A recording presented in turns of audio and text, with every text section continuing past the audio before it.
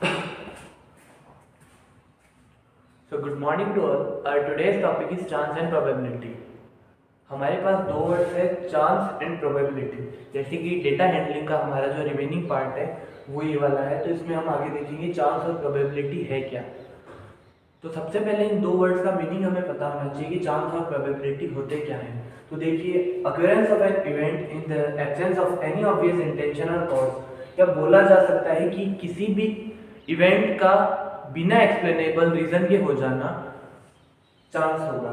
जैसे हम बोलते हैं बारिश आने के चांसेस, हमने आसमान में बादल देखे और बोल दिया बारिश आने के चांसेस, मतलब हो सकता है कि तेज हवा चल जाए और सारे बादल चले जाए, बारिश ना हो। उसी तरह से दूसरा वर्ड है probability, the chance of happening of an event. Probability को इस तरह से डिफाइन किया जा सकता है कि किसी भी कोई भी इवेंट है या कोई घटना है, उसके होने या ना होने की जो संभावना है उसे हम प्रोबेबिलिटी बोलते हैं। अब हम डेली लाइफ में इन दोनों वर्ड्स को यूज करते हैं। जैसे एग्जाम्पल के तौर पे हम बोल सकते हैं कि बारिश आने की संभावना, या बोलते हैं बारिश आने के चांसेस। दूसरा बोलते हैं टीम इंडिया के मैच जीतने की प्रोबेबिलिटी, और इसी तरह से कुछ और एग्जाम्पल हो सकते हैं। तो हम देखते हैं कि इन दोनों वर्ड्स का यूज हम डेली लाइफ में भी करते हैं। तो सबसे पहले हम जानेंगे कि प्रोबेबिलिटी है क्या एक्चुअल में। तो प्रोबेबिलिटी को डिफाइन किया जा सकता है कि फेवरेबल रिजल्ट्स, हमारे जो फेवरेबल रिजल्ट्स है अपॉन टोटल आउटकम्स। कोई भी इवेंट होगा, जैसे एग्जांपल के तौर पे हम देखेंगे कि हमने एक कॉइन टॉस किया, एक सिक्का उछाला, उसमें टोटल कितने रिजल्ट हो सकते हैं? उसमें टोटल 2 रिजल्ट हो सकते हैं, या तो हेड या फिर टेल। अब हमारे लिए फेवरेबल रिजल्ट, मान लो कि हमने कॉइन टॉस किया और हमारे लिए फेवरेबल रिजल्ट है हेड।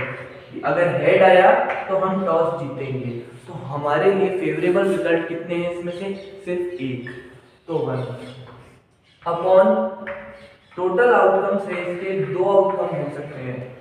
तो आउटकम्स का मतलब है कि किसी भी इवेंट के टोटल कितने रिजल्ट पॉसिबल हो सकते हैं। टोटल पॉसिबल रिजल्ट्स को आउटकम बोला जाता है। तो फेवरेबल रिजल्ट और जो टोटल आउटकम्स है, इसके रेशियो को प्रोबेबिलिटी बोला जाता है। Is it clear? अब हम देखते हैं एनसीईआरटी की बुक के बेसिस पे कुछ और एग्जांपल्स आपके।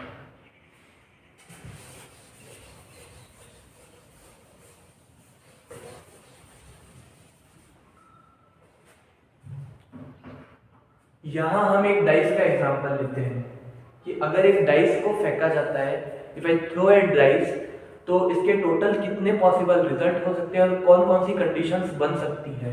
तो सबसे पहले एक डाइस है, डाइस पे 1 to 6 तक आपको काउंटिंग मिलेगी।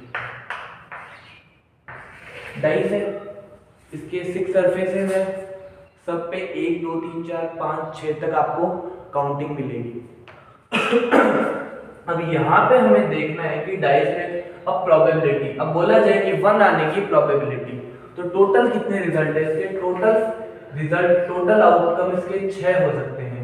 ये 1 भी आ सकता है, 2 भी आ सकता है, 3 भी आ सकता है, 4 भी, 5 भी और 6 भी।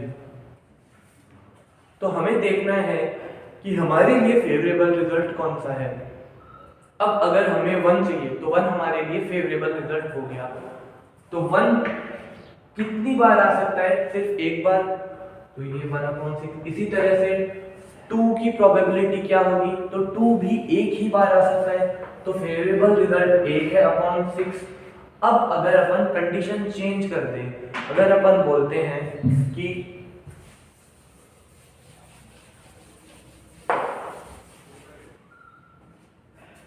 प्राइम नंबर आने की प्रोबेबिलिटी क्या होगी, अगर एक डाइस को फेंका जाए तो प्राइम नंबर आने की प्रोबेबिलिटी क्या होगी। तो हम देखेंगे कि 1 से 6 तक कितने प्राइम नंबर होंगे। तो 1 to 6 अगर बात करी जाए तो 2 3 and 5, these 3 values are prime number. So total outcomes हो सकते हैं 6, और हमारे लिए फेवरेबल रिजल्ट कौन कौन से, ये भी हमारे लिए फेवरेबल है, ये भी और ये भी। तो हमारे लिए 6 में से 3 रिजल्ट फेवरेबल है। अगर ये आया तो भी प्राइम नंबर है, ये आया तो भी कंडीशन सेटिस्फाई हो रही है, और 5 पे भी। तो टोटल 3 रिजल्ट कंडीशन सेटिस्फाई कर रहे हैं। अब हम इसको रिड्यूस करते हैं, 3 1 जा 3, 3 2 जा 6, तो हमारी फाइनल रेशियो हुआ 1/2। प्राइम नंबर आने की प्रोबेबिलिटी होगी 1/2। Is it clear? अब उसके बाद में अगर देखें हम कुछ और कंडीशंस इसमें, what is the probability to get an even number. तो टोटल कितने इवन नंबर है उनको काउंट करेंगे, 2 4 and 6 are even number. Total result है 3 इवन नंबर के, और टोटल आउटकम्स होंगे 6। Again answer is 1/2। इसी तरह से अगर अपन दूसरा एग्जांपल लेते हैं,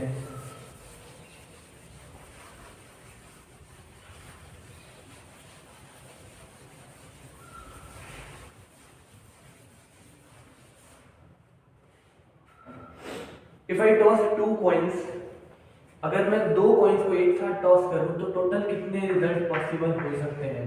तो देखते हैं कितने रिजल्ट हो सकता है कि दोनों कॉइन पे मुझे हेड मिले, हो सकता है मुझे पहले कॉइन पे हेड और दूसरे पे टेल मिले, हो सकता है मुझे पहले पे टेल और दूसरे पे हेड मिले, और हो सकता है दोनों पे मुझे टेल मिले। ये कॉइन 1 एंड ये कॉइन 2।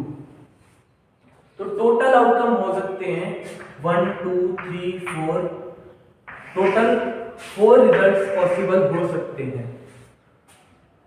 तो अब अगर बात करें कि एटलीस्ट एक हेड आने की प्रोबेबिलिटी, मतलब मिनिमम एक हेड होना चाहिए, हो सकता है एक से ज्यादा भी हो, तो हमारे लिए वो सारी कंडीशन जिसमें मिनिमम एक हेड है, तो हम देखेंगे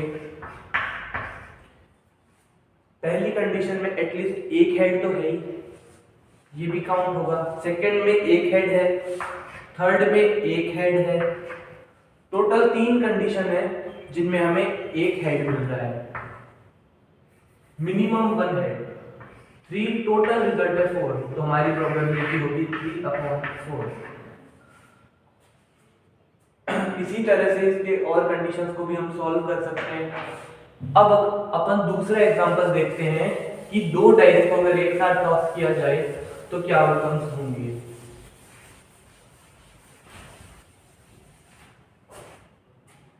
तो सबसे पहले देखिए, अगर 2 डाइस को फेंका जाए, 2 1 2 3 4 5 6, अगर एक डाइस को थ्रो किया जाए तो ये 6 रिजल्ट पॉसिबल हो सकते हैं। इसी तरह से अगर दूसरे डाइस को भी फेंका जाए तो उस पे भी 1 2 3 4 5 एंड 6, ये 6 पॉसिबल रिजल्ट हो सकते हैं। अब अगर अपन बात करें, हो सकता है पहले डाइस पे एक आए, दूसरे पे भी एक आ जाए, 1 एंड 1। हो सकता है पहले पे एक ही रहे, दूसरे पे 2। हो सकता है पहले पे एक और दूसरे पे 3। हो सकता है पहले पे एक और दूसरे पे 4, 1 एंड 5 एंड 1 एंड 6। इसी तरह से हम बात करें तो सारे सेट बन सकते हैं। अगर एक के साथ 6 सेट बन रहे हैं तो 6 के साथ हम देखेंगे कितने सेट बनते हैं, तो टोटल हमारे 36 सेट बनेंगे। टोटल रिजल्ट पॉसिबल है 36। अब इसमें से हम कोई भी कंडीशन लेके हम प्रोबेबिलिटी निकाल सकते हैं, कैलकुलेट कर सकते हैं। तो अगर बोला जाए कि डाइस पे आपको दोनों डाइस पे जो नंबर है उन दोनों का सम एक इवन नंबर आने की प्रोबेबिलिटी, तो हम चेक करेंगे कि कौन कौन से नंबर का सम इवन नंबर होगा। 1 एंड 1, 1 एंड 3, 1 एंड 5। उसी तरह से 2 के साथ 2, 2 3 2 1 2 3 2, 4 2, 5 2, 6। इस तरह से हम सारे नंबर को कैलकुलेट करेंगे। 2 and 2 makes 4, 2 and 4 makes 6, 2 and 6 makes 8। तो यहाँ से हमें 3 रिजल्ट मिल रहे हैं, यहाँ से भी 3, इसी तरह से हर नंबर से हमें 3 रिजल्ट मिलेंगे। मतलब 18 नंबर 18 रिजल्ट वो होंगे टोटल, हर कॉलम से 3 रिजल्ट मिलेंगे हमें। तो टोटल 18 रिजल्ट वो होंगे जो हमें सम इवन नंबर देंगे। तो देखते हैं 18 टोटल आउटकम है 36। 18 बन जा 18, 18 2 जा 36। So our probability to get an even number is 1/2। Is it clear? So its remaining part